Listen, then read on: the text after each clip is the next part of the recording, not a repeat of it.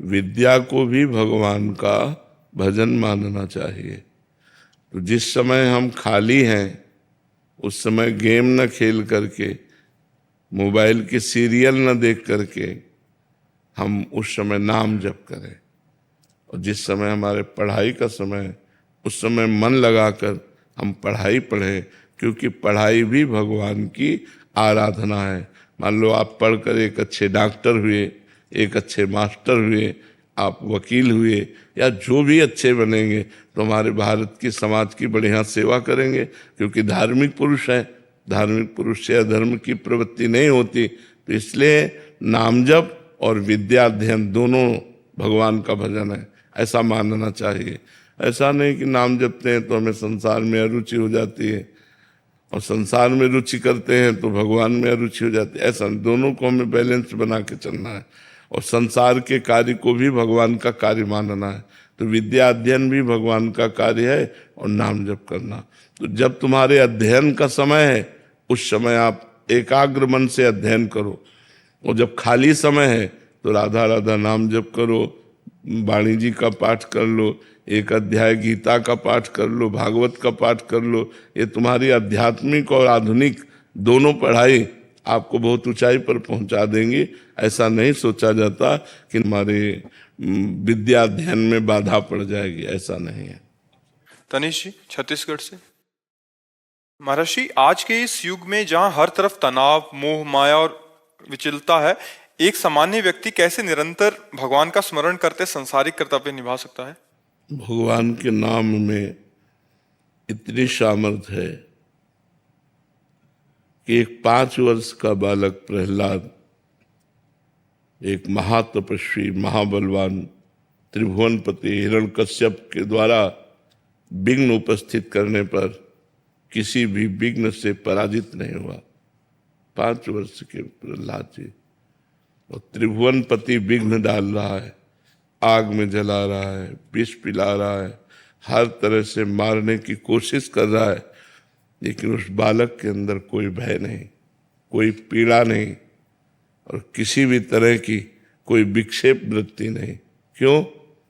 क्योंकि भगवान का नाम जप चल रहा है। अगर नाम जप हम जबरदस्ती चलाएं तो धीरे धीरे सब विघ्न नष्ट हो जाएंगे और नाम स्वाभाविक चलने लगेगा। नाम मंगल भवन है, नाम महासुखमय है, नाम समस्त शुभ अशुभ विनायकों को परास्त करने की सामर्थ्य रखता है।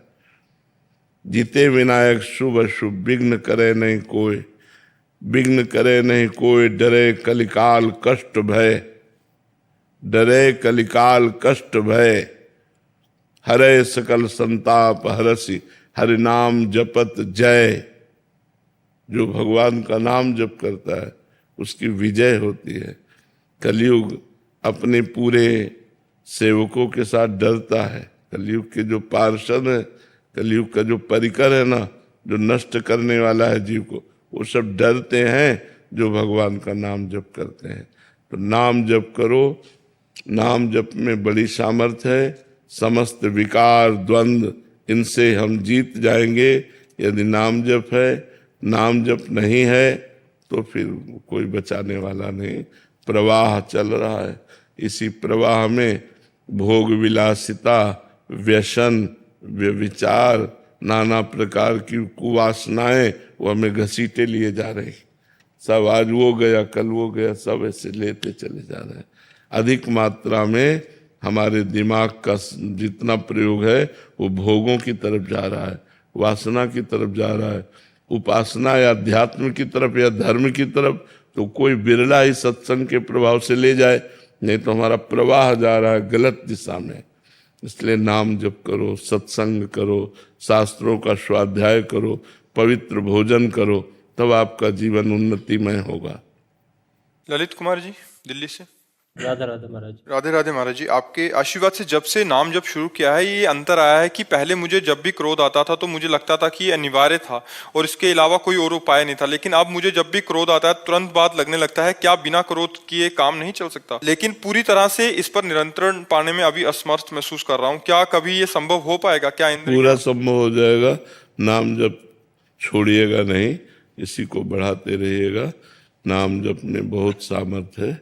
विवेक पूर्वक हम उस बात को बड़ी नम्रता से भी कह सकते हैं, जिसको हम सामने वाला क्रोध से कह रहा है, हम बड़ी नम्रता से कह सकते हैं, मुस्कुरा के कह सकते हैं, और वो क्रोधित होता रहे और मुस्कुराहट से अपनी बात कह के चल दे।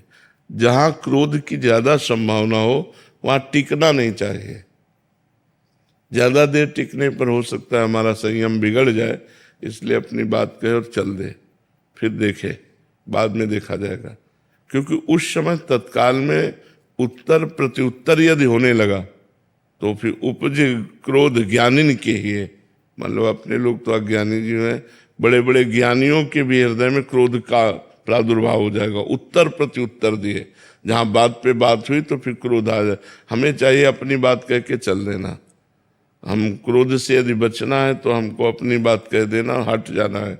क्योंकि अगर वो फिर दोबारा कहेगा, हम फिर बात बोलेंगे तो फिर क्रोध आ जाएगा, फिर संयम टूट जाएगा। नाम जप और बढ़ाते रहिए और संयम से कीजिए। बड़ी कृपा है जो आप काम क्रोध आदि को संयम में लेना चाहते हैं, बड़ी भगवान की कृपा है। पवन जी छत्तीसगढ़ से। राधे राधे। राधे राधे महाराज जी। महाराज जी, अच्छे इंसान को हमेशा बुराइयों का सामना क्यों करना पड़ता है? अच्छे इंसान को हमेशा बुराइयों का सामना करना पड़े ऐसा तो नहीं है, लेकिन बुराइयों का सामना करना पड़ता है क्योंकि बुराइयों का ही बाहुल्य है। बाहुल्य अच्छाइयों का नहीं होता। अच्छे आदमी अंगुलियों में गिने जा सकते, बुरे आदमियों की भीड़ मिलेगी। पार्टी में पेन कापी लेके बैठो, कितने लोग शराब नहीं पिएंगे? पार्टी हो रही हो कहीं तो पूरी पार्टी में ऐसा नहीं कि एक दो तो निकलेंगे ही जो शराब नहीं पिएंगे। 100-200 नहीं निकलेंगे, 100-200 पार्टी वाले होंगे, एक दो निकलेंगे जो जाएंगे लेकिन पिएंगे नहीं, मांस नहीं खाएंगे, और तो वो विरोध सहेंगे। जो खाते पीते हैं वो उनका उपहास करेंगे, देखो ये बड़े भगत बनते हैं, या ऐसे उपहासास्पद उसको बनाएंगे 4 लोग मिल करके। तो जो नहीं खाए पिएगा उसको उन बुराइयों का सामना करना पड़ेगा, उसको सहना पड़ेगा, उनका उपहास सहना पड़ेगा, औरों की द्वारा की गई निंदात्मक बातें सहनी पड़ेंगी। अच्छा आदमी बहुत कम है, हीरे की असली दुकान बहुत कम है, नकली बहुत ज्यादा होंगी। आभूषणों की नकली दुकानें, नकली जो आभूषण बिकते हैं उनकी बहुत दुकानें हैं, लेकिन असली आभूषणों की दुकानें तो बहुत कम होंगी। नकली खरीदने वालों में भीड़ लगी रहेगी, असली वालों में कोई 1-2 ऐसे जाएगा, क्योंकि लाखों करोड़ों में उनकी बात होती है और ये 100-200 हजार की बात होती है। जो कई करोड़ का हार बनेगा, ठीक वैसे ही नकली हार सैकड़ों में, हजारों में ले लीजिए, 10,000 5,000 में मिल जाएगा, जो करोड़ों का मिलता है। तो अच्छाई और बुराई, असली और नकली, इनमें बड़ा भेद है। तो अच्छाई को लोग कम पसंद करते हैं, बुराई को ज्यादा पसंद करने वाले लोग हैं। तो जब अच्छाई पे आप चलोगे तो जो बुराई को पसंद करते हैं वो आपका विरोध करेंगे, बेमतलब वो आपके पीछे पड़े रहेंगे, वो आपको अपना बनाना चाहेंगे। पर आपको चाहिए अपनी अच्छाई के मार्ग पर चलें, डट के चलें, सबसे हट के चलें, और जो बुराई हमको सहनी पड़े वो हम सह जाएं, लेकिन अपनी अच्छाई को न छोड़े, अपने धर्म को न छोड़े। ज्योति बहल जी।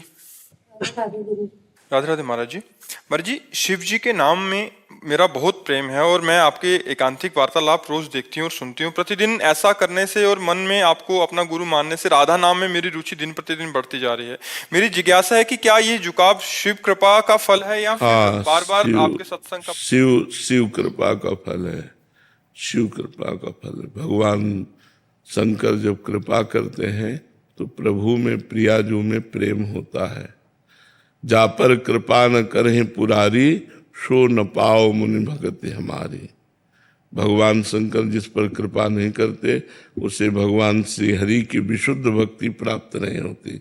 इसलिए ऐसा मानो कि भगवान शंकर की कृपा से ही राधा नाम में, हरि नाम में, कृष्ण नाम में, राम नाम में ये प्रीति होती है। प्रशांत पारिक जी, राजस्थान से। राधेश्याम गुरु। राधे राधे महाराज जी गुरु अपने सभी शिष्यों के साथ समान आचरण करते हैं, लेकिन कभी कभी मन में ये प्रश्न उठता है कि जो शिष्य गुरु से दूर रहकर उनके समान पता- आचरण नहीं करते, पक्षपात रखते हैं। जैसे 4 बच्चे हैं और उनमें से एक बच्चा केवल गुरु की आज्ञा का पालन करता है, गुरु के अधीन है, गुरु की सेवा में रहता है, और 3 हैं कि वो अपने मन के अनुसार जो गुरु की बात अच्छी लगी वो स्वीकार किया, नहीं ऐसे चल रहे हैं। तो गुरु जब प्यार करेगा तो चारों को बराबर दिखाई देगा, लेकिन अंदर का जो प्यार होगा वो उसमें ज्यादा होगा, उसमें पक्षपात होगा, उसमें पक्षपात हो। आपसे गलती पड़ेगी तो आपको उपदेश करके डांट देंगे, और उससे गलती पड़ेगी तो आगे हो जाएंगे, उसको पीछे करके स्वयं आगे हो जाएंगे कि दास की गलती स्वामी की गलती मानी जाती है, आप मुझे क्षमा कीजिए या दंड दीजिए, सेवक से जो गलती हुई वो मेरे से ही गलती हुई।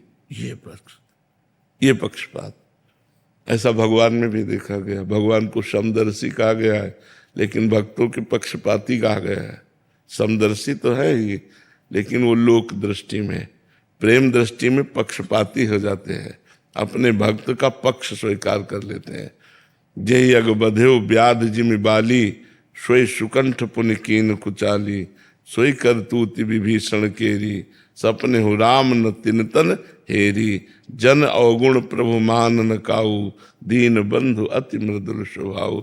वही प्रभु इष्ट है, वही प्रभु गुरु है, तो वैसे गुरु में स्वभाव। अश्विनी शर्मा जी।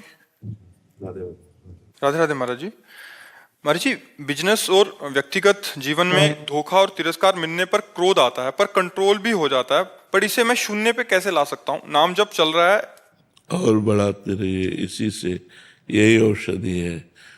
एक नाम जप ही एक औषधि है जो बड़े से बड़े क्रोध और छल कपट प्रहार इन सब से हमको बचा करके सुरक्षित रखता है। आपका जो बुरा करे उसका भी भला करने की इच्छा उत्पन्न कर देता है नाम जप। आपका जो बुरा करे उसका बुरा ना करने की, उसका भला करने की इच्छा आपके अंदर जागृत हो जाएगी ईमानदारी से कि इसका भला कैसे हो। यही नाम जप का प्रभाव है। नाम जप में असीम सामर्थ्य है। जो अनंत महिमाशाली भगवान के सद्गुण हैं वो सब सद्गुण नाम साधक में प्रकट कर देता है।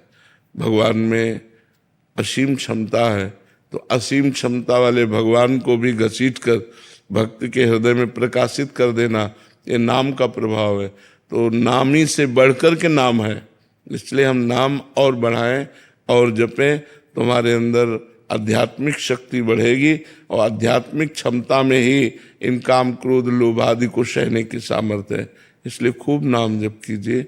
बड़ी कृपा है भगवान की जो आप नाम जप कर रहे हैं और अध्यात्म में चल रहे हैं। जीवन की सार्थकता इसी में है, जीवन की सार्थकता है, इन भोगों की सार्थकता नहीं। खूब भोग भोग रहे हैं, मनमानी गंदे आचरण कर रहे हैं, रुपया पैसा सोचे कि हमारा जीवन बड़ा सुखमय। नहीं नहीं नहीं, पुण्यों के लाभ से आप ये सुख भोग रहे हैं, और जब आपके पाप का परिणाम आएगा तो सर्वनाश हो जाएगा। इसलिए उत्तम बुद्धि वाला वही है जो भगवान का नाम आश्रय लेकर सुख दुख को समान भाव से देखते हुए भगवत प्राप्ति की तरफ चले। काम क्रोध आदि दोषों को अपने कब्जे में करते हुए भगवान की तरफ चले, उनके कब्जे में ना हो जाए। काम क्रोध आदि के अधीन हो जाने पर हमसे पापाचरण हो जाता है, हिंसा हो जाती, बड़े बड़े दोष हो जाते हैं।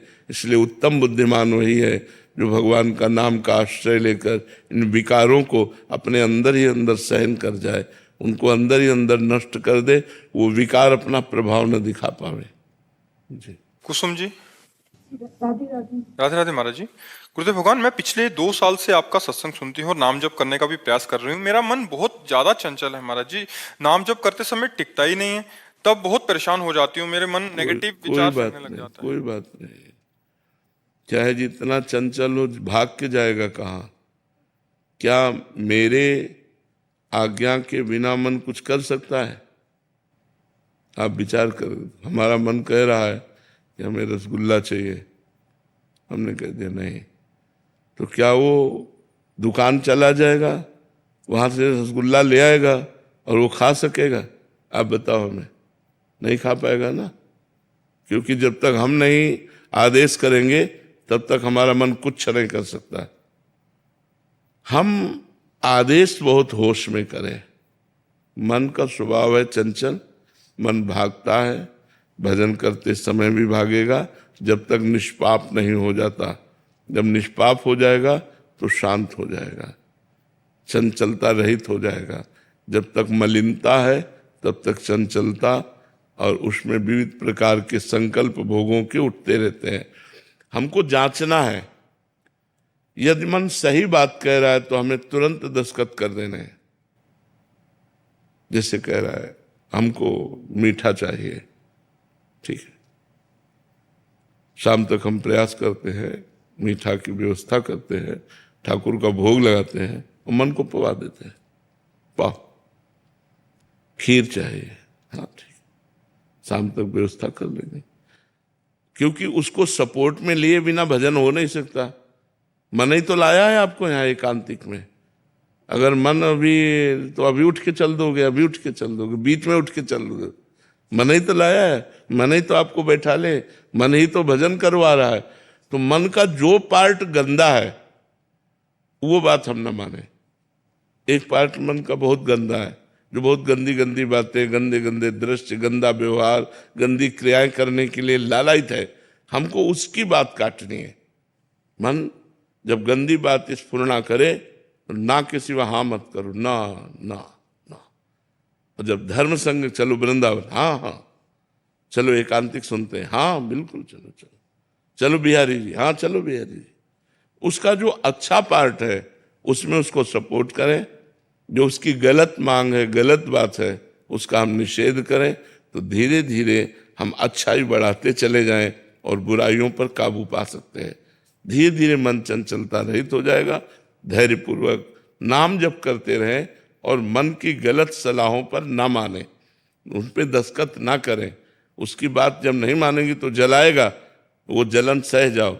यम ही न व्यथ्यन्ते पुरुषम पुरुषर्षभ सम दुखा सुखाधीरम स्वमृतत्वाय कल्पते। जो मन के द्वारा दिए हुए व्यथा को, जलन को सह जाता है, व्यथित नहीं होता है, वो अमृत पद का अधिकारी हो जाता है।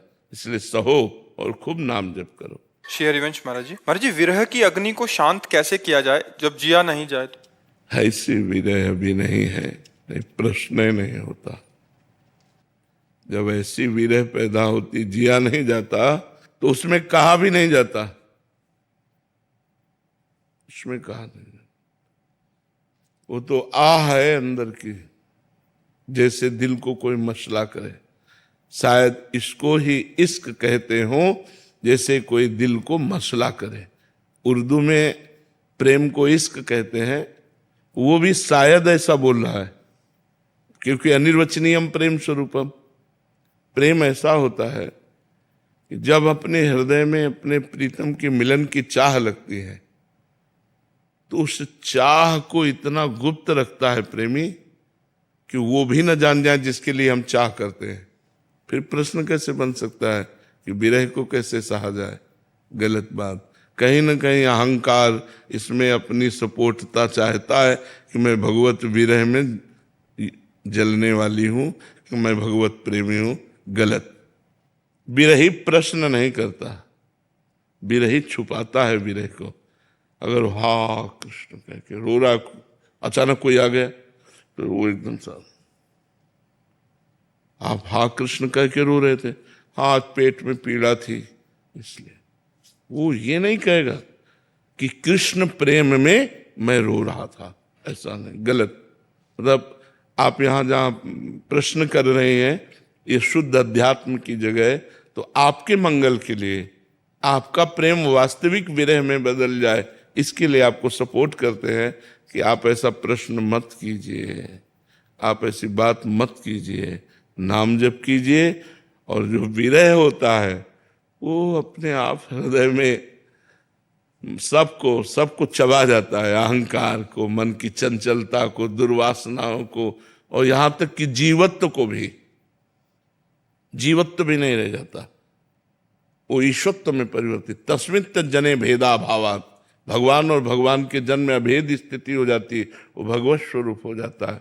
भगवत स्वरूप होकर भगवान में, तन्मय में, पर वो ये जानने नहीं देता किसी को। जैसे आपकी जेब में 1 करोड़ रुपया हो तो बार बार हाथ रखें आप, कोई मुझे कुछ है क्या, बार बार हाथ रखते हो? नहीं, वहां खुजला रहा था इसलिए खुजला। आप ये नहीं बताएंगे कि 1 करोड़ रुपया है। जब लौकिक धन को हम नहीं बताते तो हम पारलौकिक परम प्रेम धन को हम कैसे बता सकते हैं? हिम्मत ही नहीं बताने की। अनिर्वचनीयम प्रेम स्वरूपम। इसलिए कहीं ना कहीं थोड़ा सा जो अहम है वो स्वाद लेना चाहता है, इसलिए प्रश्न हुआ विरह। चूंकि बहुत ऊंचा प्रश्न है विरह संबंधी, इसलिए इसको छुपाइए, छपाइए मत, इसको अंदर कीजिए। महाराज जी, जैसे हम लोग भगवान की पूजा करते हैं, श्रृंगार करते हैं, घर में करते हैं, सब लोग देखते हैं, वो भी प्रेम जताने का एक तरीका है? नहीं नहीं, प्रेम उसमें, वो तो हमारी दिनचर्या है। हम गा रहे हैं, हम नाच रहे हैं, हमारा उद्देश्य अगर हो गया कि मैं गाऊं और ये लोग प्रभावित हो जाए, वो हो गया दिखावा। हम नाचूं और ये हमारी दिनचर्या है भगवान की गीत। दिख जाना बात अलग है, दिखवाना अलग बात है। हमें नहीं चाहना कि ये वाह वाह करे, वो वाह वाह कर देते हैं उनकी बात है, वो गाली दे उनकी बात है, हमारा उद्देश्य नहीं। तो बैठे अपना भजन कीर्तन हो रहा, श्री जी का श्रृंगार हो रहा, आरती हो रही, नाच रहे, कूद रहे, भगवान का जस गा रहे। हमें दिखाने का उद्देश्य नहीं है, हमारा उद्देश्य है अपना स्वयं दिनचर्या करना। हमारी ये दिनचर्या है, दिखावा नहीं है। राधे राधे महाराज जी। महाराज जी, मैंने अभी तक कोई गुरु नहीं बनाया, सारे संत जन ही पूजे लगते हैं, कैसे पता चले कि गुरु महाराज किसे बनाए? भगवान से प्रार्थना करो। कृपा सिंधु नर रूप हरि, कृपा सिंधु भगवान श्री हरि ही नर रूप में गुरु रूप से हमें मिलते हैं। तो उन्हीं से प्रार्थना करो कि प्रभु आप मुझे स्वीकार करें। मेरी इतनी क्षमता नहीं कि मैं आपको पहचान सकूं कि गुरुदेव भगवान के रूप में आप कहाँ हैं, तो आप कृपा करो और मुझे स्वीकार करो। भगवान ही गुरु रूप है। बन्नो गुरुपद कंज, कृपा सिंधु नर रूप हरि, कृपा सिंधु नर रूप हरि। हरि ही नर रूप में कृपा करने के लिए गुरुदेव के रूप में विराजमान होते हैं। गुरु साक्षात परब्रह्म। तो हम उन्हीं से प्रार्थना करें, वही जो हमारे गुरुदेव होंगे हमें खींच लेंगे, हम या आकर हमें स्वीकार कर लेंगे। भगवान से प्रार्थना करो। भगवान से प्रार्थना करोगे तो सच्ची जगह जोड़ देंगे, वो वही मिला देंगे, क्योंकि वही गुरु है, वही कृपा सिंधु नर रूप हरि, वही मनुष्य रूप धारण करके जगत का कल्याण करते हैं। तो उन्हीं से प्रार्थना कीजिए। शुभम गुप्ता जी जबलपुर से।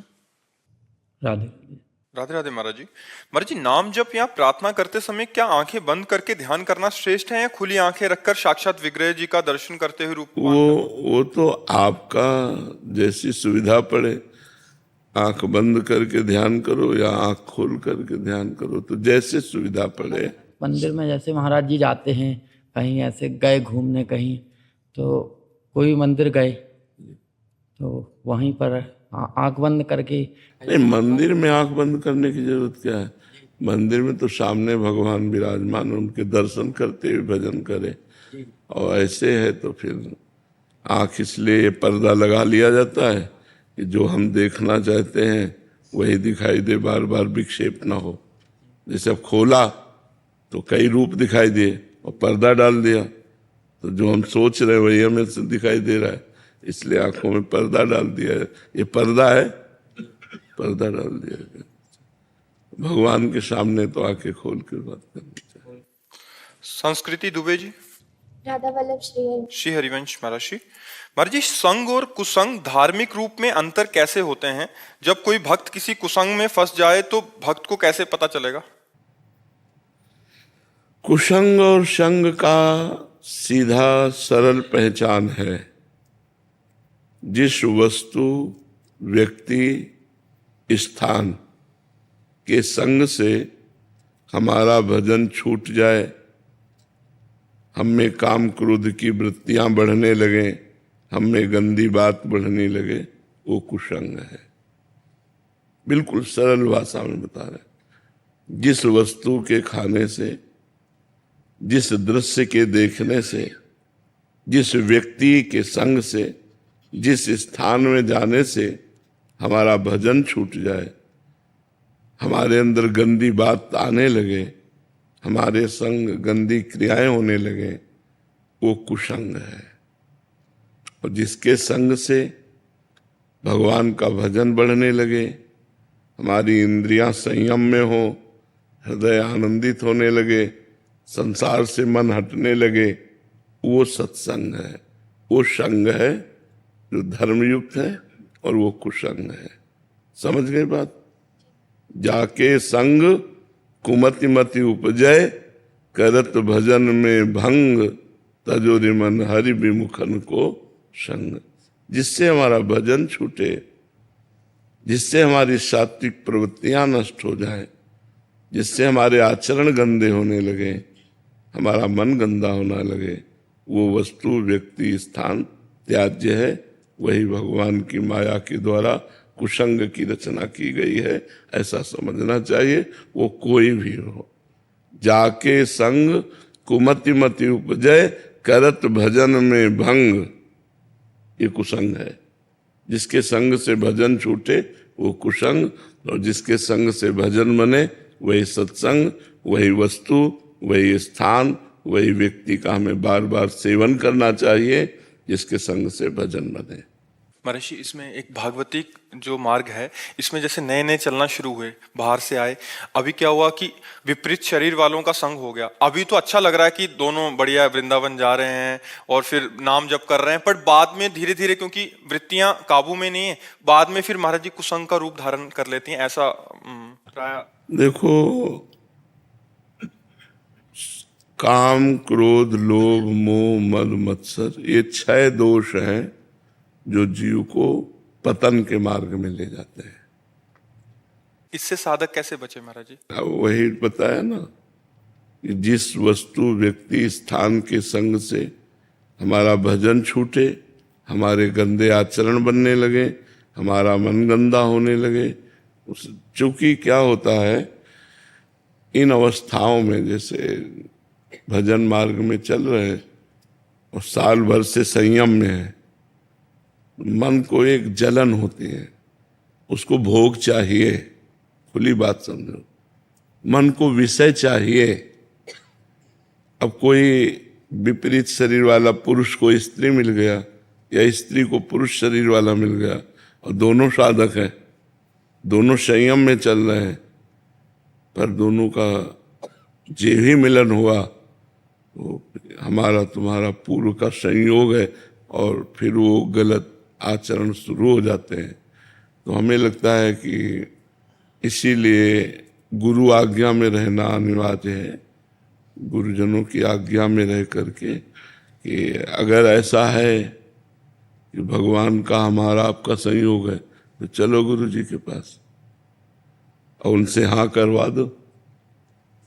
तब तो गुरु से चल तो भाग जाएगा, फिर कोई साथ थोड़ी आएगा। फिर ऐसे क्या है कि मीठी मीठी बातें करके हम लोग आपस में भ्रष्ट हो जाते हैं और फिर जब साल 6 महीना बाद कटुता पैदा होती तो फिर अलग अलग होके एक दूसरे की निंदा करने लगे। फिर साल 6 महीना रहे तो फिर वो याद आने लगता है विषय सेवन, जहाँ विषय सेवन याद आया फिर वो काम जगा, फिर दूसरा कोई मिल गया, फिर भ्रष्ट हो गया। ऐसे जन्म के जन्म हम गंवाते चले आ रहे हैं। बहुत मिठास है सोचने में, ध्यायतो विषयान पुंसान संगास्तेषुपजायते संगात संजायते कामा। ये बात बहुत समझनी साधक साधिकाओं को कि अगर आप वास्तविक भगवत प्राप्ति करना चाहते हैं और विपरीत शरीर का संग करेंगे, स्त्री शरीर का संग पुरुष शरीर का स्त्री शरीर, तो बचना असंभव है। चाहे जितनी कसम खा लो और चाहे जितनी पवित्रता से रहने का नियम ले लो, बच नहीं सकते। आज नहीं तो कल, कल नहीं तो परसों आप भ्रष्ट ही हो जाएंगे। अगर स्त्री शरीर को आजीवन ब्रह्मचर्य रहना है तो ऐसे कथा सत्संग आदि की बात अलग है, अपने वास में, निवास में प्रवेश नहीं होना चाहिए। बहुत सारा युवा वर्ग आपसे जुड़ा हुआ है, कॉलेज के बच्चे जुड़े हैं, वो नए नए बच्चे हैं, बाहर से आते हैं, तो प्रायः हम आपको बताएं ना, ये गंदगी बहुत फैल रही कि हम तुम साधक हैं। जी महाराज जी, वो संग तो अच्छे के लिए हुआ, दोनों भगवत प्राप्ति के मार्ग पे चलेंगे, फिर वो कुसंग में परिणित हो गया। हाँ, अब जैसे नई नई बच्चियां, नए नए बच्चे भजन करना चाहते हैं, अब अंदर इंद्रियों की विलासिता मांग कर रही भोगों की, तो कहीं ना कहीं आकर्षण हुआ, वो भजन नहीं हो। पर बचना चाहे तो बच सकता है, जब आप ही नहीं बचना चाहते तो कौन बचा सकता है।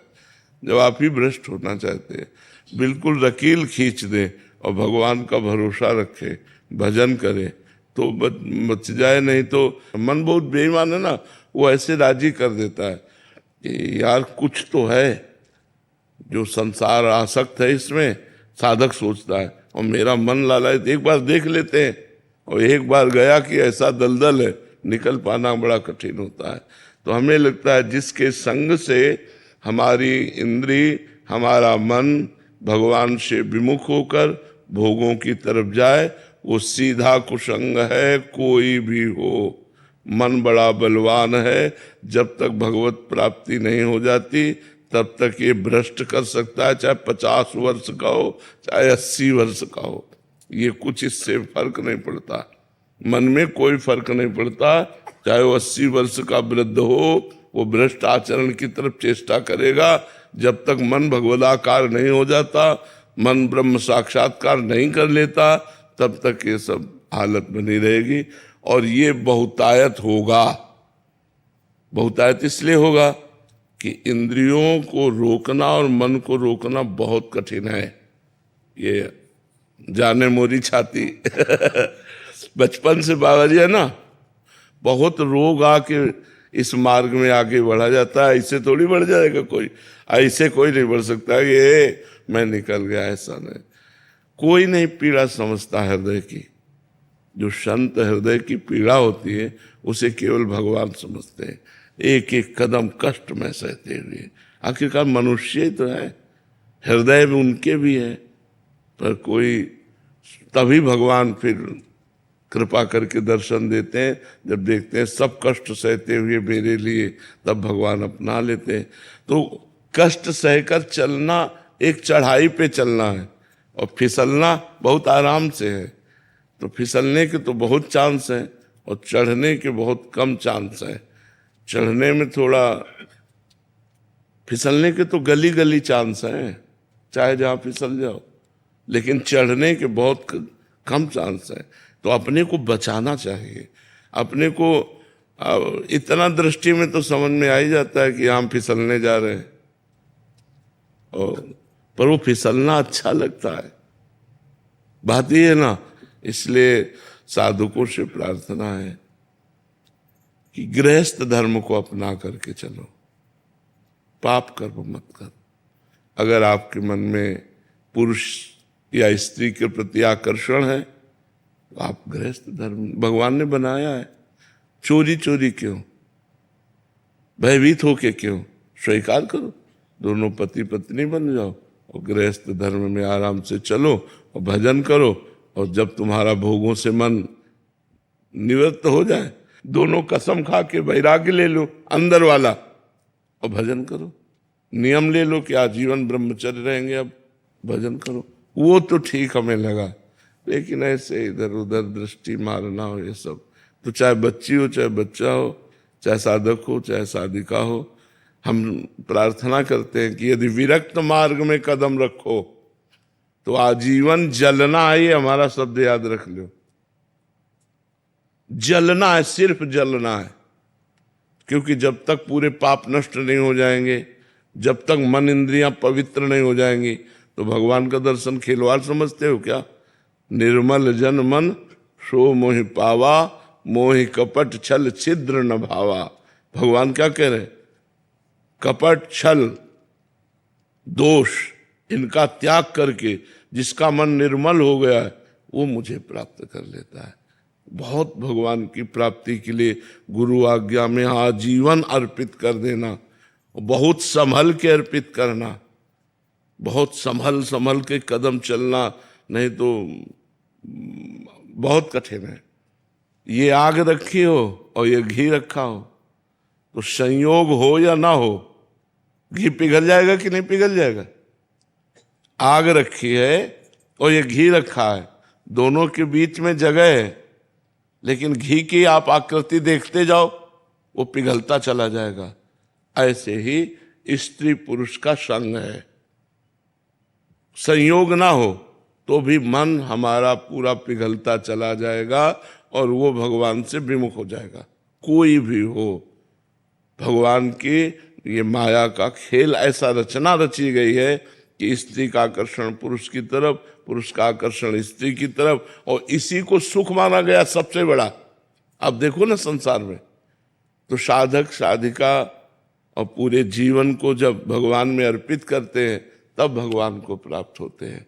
तो ऐसे आचरणों में ना फंसो, शुद्ध भगवत मार्ग अपनाओ, चाहे गृहस्थ में चाहे विरक्त में, कि न गृहस्थ के हुए और न विरक्त के हुए तो अपना जीवन बर्बाद हो जाएगा।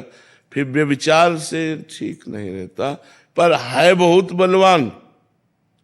ये ऐसा मत समझो कि मतलब बड़े बड़े ज्ञानियों को भी भ्रष्ट कर दे भगवान की ऐसी दुरंत माया है। इसलिए हमें लगता है अगर थोड़ा भी गड़बड़ी हो तो गृहस्थ में चलना चाहिए। विरक्त तो बनने का अधिकार उसी को जो मर गया। जीवित मर जाए उलट आप में समाए, यह दिलगिरी है। मन मार्या तन बस में कीन्हा, हुआ भरम सब दूर, बाहर से कछु दिखत नाही, अंदर चमके नूर। आपो त्याग जगत में बैठे, नहीं किसी से काम, उनमें तो कछु अंतर नहीं, संत कहो चाहे राम। वो बात बहुत अलग है, तो बहुत संभल के चले। नहीं आए थे हरिभजनन का, औंटे लाख कपास। एक उदाहरण में बताते हैं, एक कंचन एक कामिनी, ये लांबी तलवार, आए थे हरिभजन का और बीचे लीन्ही मार, बीच में ही काट के गिरा दिया। तो बहुत संभल के चला जाए तो ठीक है। सुरम्या शर्मा जी।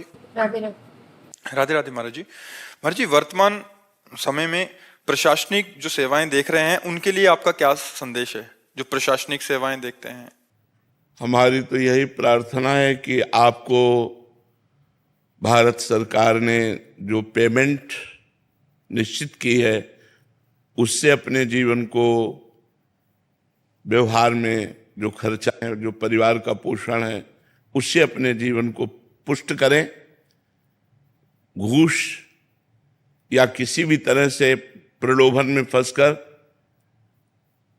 अन्य धन को स्वीकार ना करें, क्योंकि उससे अधर्म हो जाएगा।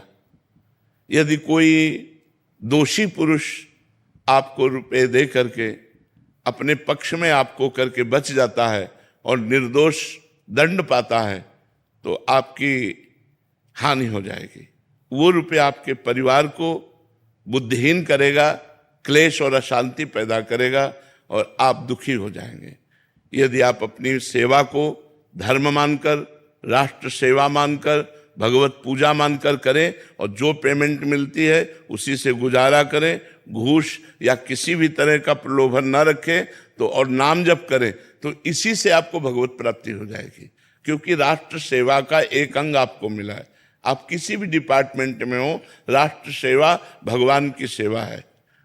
जब राष्ट्र की बात आती है तो भगवान होता है, राष्ट्र हमारे लिए भगवान है।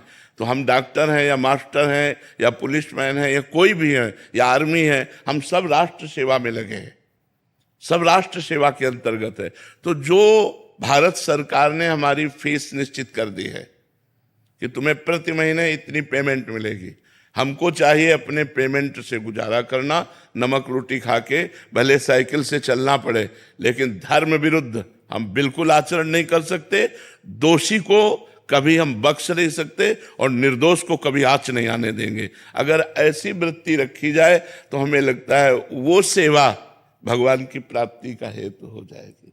हमें जैसा कल एक वकील साहब आए थे, हाई कोर्ट में कहीं सेवाएं देते हैं, कि मैंने भी यही जो आपका ही वचन था ये बोले कि अरे इतने से फिर गुजारा नहीं होगा, मतलब फिर मतलब दिक्कत आ जाएगी घर चलाने में। मतलब वो उसके बाद भी वो कह रहे थे कि हम धर्म पूर्वक चलने का प्रयास कर रहे हैं, बट उतना तो करना पड़ेगा इतने, क्योंकि वासनाएं इतनी बढ़ गई हैं, आवश्यकताएं इतनी बढ़ा ली गई हैं कि अब उनके लिए हमको विलासिता के लिए अधिक धन चाहिए। तो अगर अधार्मिक पुरुषों के द्वारा दिया हुआ धन और हम उससे विलासिता, तो यहाँ गुजारा कर लो जैसे कर लो, फिर नरक में गुजारा अच्छे से होगा। कह रहे जब धन दिखता है ना कि इतना दे रहा है तो फिर वो वृत्ति बिगड़ जाती है। तो फिर आगे उसका परिणाम भी तो देखना चाहिए। मछली जो है वो केवल चारा देखती है और लपक के पकड़ लेती है, कांटा उसमें होता है और कांटे में फंस के अपनी जान गंवा देती है। चारे के लोभ में उसको कांटा नहीं दिखाई देता, वो कांटा सर्वनाश कर देगा, वो परिवार की बुद्धि भ्रष्ट कर देगा, तुम्हारी बुद्धि भ्रष्ट कर देगा। आखिरी परिणाम विनाश ही होगा। लिख लो, अधर्म के द्वारा किए हुए कार्यों का परिणाम विनाश होता है और धर्म के द्वारा किए हुए कार्य वर्तमान में दुखद हो सकते हैं, लेकिन परिणाम में वो सुख प्रदान करने वाले होते हैं। अधर्म के द्वारा किए हुए कार्य वर्तमान में सुखद दिखाई दे सकते हैं, लेकिन परिणाम उनका दुख होगा। पक्का समझ लो, शास्त्रीय सिद्धांत है, भागवतिक सिद्धांत है, इसमें कोई गुंजाइश नहीं है। आप ये देखते हैं, कहने की बात नहीं है कि चंद रुपए के घूस के प्रलोभन में कई अफसर, मतलब उनको अपमानित करके उनको कार में बैठाला गया। उनकी पढ़ाई, उनके माता पिता का गर्व, उनके रिश्ते नातेदारों का गर्व सब मिट्टी में मिल गया चंद रुपए के घूस में। वर्तमान में अगर हम प्रलोभन ना करें और धर्म पूर्वक चलें तो गौरव है, उसमें गौरव है। और धर्म पूर्वक ना चल करके आज नहीं तो कल हम अधर्म में पकड़े जाएंगे। 100 चोरी नहीं खुली तो 101 एक के ऊपर बड़ो खुल जाएगी। 100 तक भगवान ने शिशुपाल से कहा हम चुप है, 100 के ऊपर बढ़ोगे तो हम सुदर्शन चक्र का प्रयोग कर देंगे। और जहां सुदर्शन चक्र प्रयोग हुआ और किसी के दर्शन में वो आ गई घूस, तो पकड़े गए, आप गए। तो इसीलिए अधर्म का तो हमें लगता है बिल्कुल नहीं। प्रशासनिक कार्यों का जो आपको जिम्मेवारी मिली है वो बहुत बड़ी जिम्मेवारी है, हमारे समाज की बहुत बड़ी सेवा है। अधार्मिक लोगों को दंड प्रदान करना और धार्मिक लोगों की रक्षा करना, निर्दोष लोगों को सुख प्रदान करना, दोषियों को दंड के द्वारा सुधारना। ये अगर इसमें हम प्रलोभन और भय का त्याग करके, तो यही हमारी भगवान की पूजा बन जाएगी। तो भगवान की कृपा से बात बैठती दिमाग में, नहीं तो धर्म भूल जाते। ठीक बात है, वो वकील ठीक कह रहे थे। मतलब अच्छे वो सुनते हैं आपको, बट कह रहे मतलब फिर वृत्ति चेंज हो जाती है। परम धन राधिका चरण सकल मंगल बसत तिन नख मोटिया पद गरन परम धन राधिका चरण मुक्ति मुक्ति द्वय चरण तल जो चहो सो बरण पंच पुरुषारथ चरण रज शीसता को धरण परम धन राधिका चरण सो चरण घन श्याम हिय धर मान मन सिज हरण भय नामित रसिक शेखर विरज वनिता बरन परम धन राधिका चरण जान बहु विधि हो तव राधिका पग शरण जान बहुविध हो तव राधिका पग शरण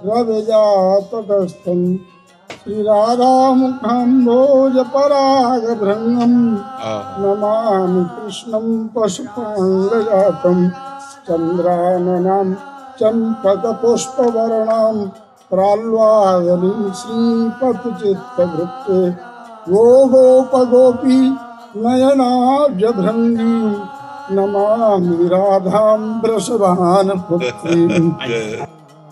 है राधा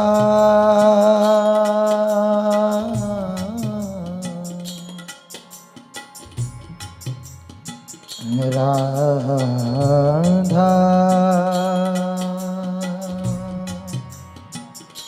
राधा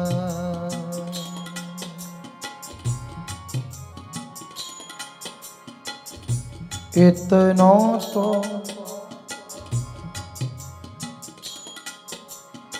कबहू हसीदे हो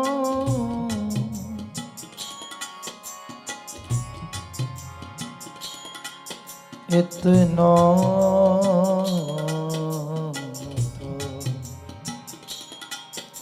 कबहू हसीदे हो सुनहु कृपालु किशोरी राधे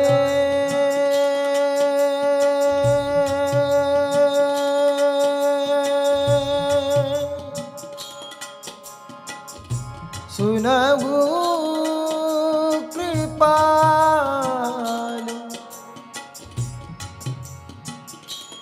किशोरी राधे राधे राधे राधे राधे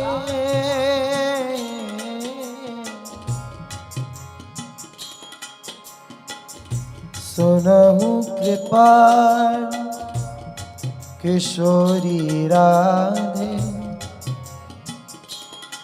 अवसी कृपा की कोल चिते हों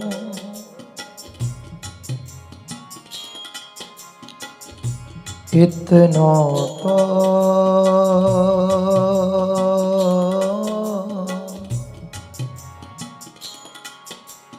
कबहू हसीदे हो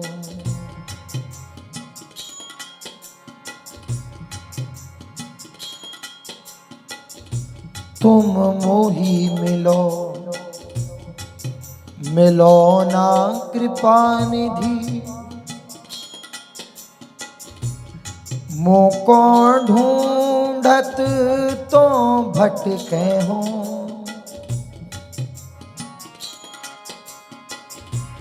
तुम मेरी सुनो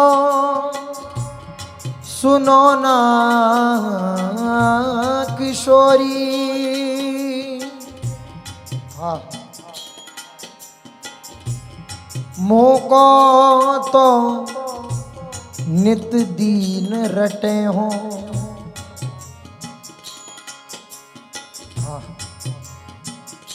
तुम मेरी बात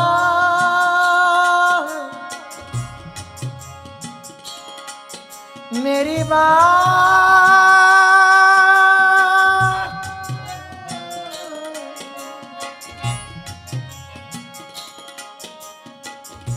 तुम मेरी बात गहो ना गहो हंसी भुज पसार मुसो विनय करे हो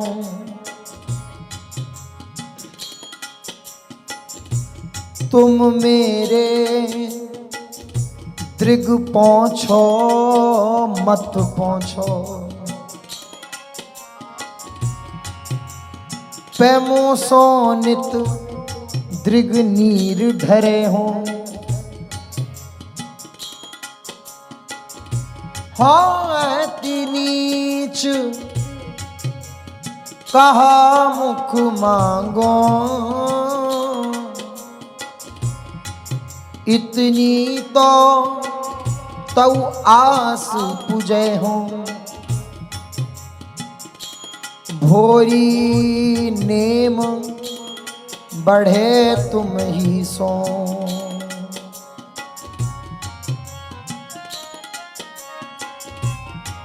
भोरी नेम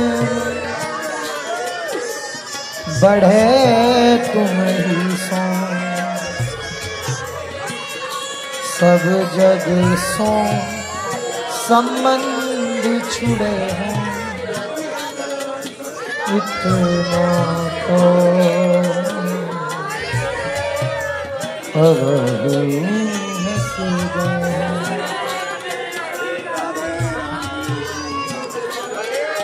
राधा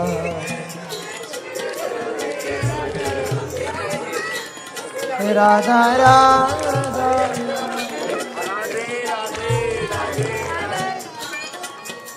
राधा